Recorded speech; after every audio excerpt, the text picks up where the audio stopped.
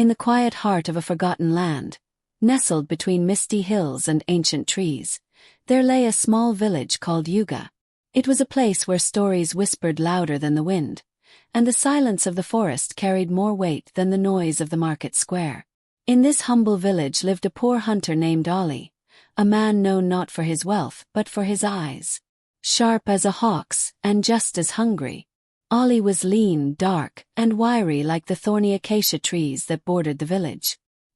His hut was made of mud and patched palm fronds, barely standing, yet inside it lived dreams bigger than the hills surrounding Yuga. He had no family left, no land to farm, and no livestock to rear.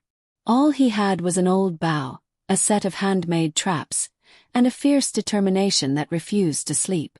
Each morning before the rooster crowed, Ollie disappeared into the forest. While the other hunters banded together for safety, Ollie walked alone, deeper and farther than anyone dared. He hunted not just for food but for survival. His meals depended on his skills. His life hung on the strength of his aim. But Yuga's forest was not just any forest. The villagers spoke of a creature, the Akpoko, a mythical beast said to live deep in the jungle. Giant, half-cat, half-serpent, with eyes like burning coal. It had never been seen clearly, but it had been heard low, thunderous growls that froze the bones of even the bravest. They said it protected an ancient tree, Ogbanj's heart, whose fruit granted strength beyond imagination. One dry season, game became scarce. Rivers shrank. Traps returned empty. Children cried from hunger. Ollie, who barely fed himself, saw the pain in his neighbor's eyes and made a vow.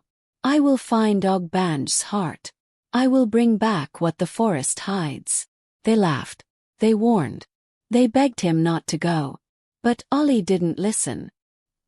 He kissed the earth at his mother's grave and vanished into the trees. Days passed. Then a week. Then two.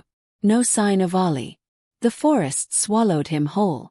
But on the 15th morning, just as the village elders began funeral rites, a figure stumbled out of the trees. Ollie, barefoot, bloodied, covered in strange claw marks. In his hand a glowing fruit, red as fire and shaped like a clenched fist. The villagers gathered, mouths open. He didn't speak. He simply handed the fruit to the village elder and collapsed.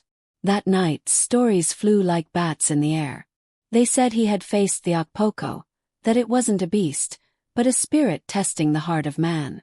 They said Ollie had not fought it, but stood still, eyes locked with its burning gaze, refusing to flinch.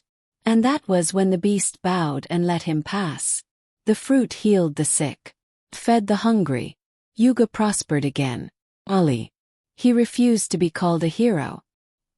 He returned to his hut, patched his roof, and went back to hunting. But now, children followed him at a distance, copying his footsteps. Hunters asked for his wisdom. Even elders sat at his feet. But Ollie remained quiet, for he had looked into the eyes of the forest and learned its secret. Bravery isn't loud.